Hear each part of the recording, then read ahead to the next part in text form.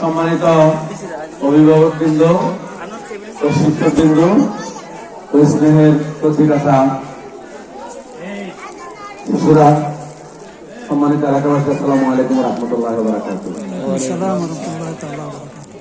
আসলে আমরা এমন একটা পর্যায়ে এখন পৌঁছে গেছি, এই পর্যায়ে নৈতিকতা ও আদর্শতা, মানবিকতা দিন দিন বিলীন হয়ে যাচ্ছে।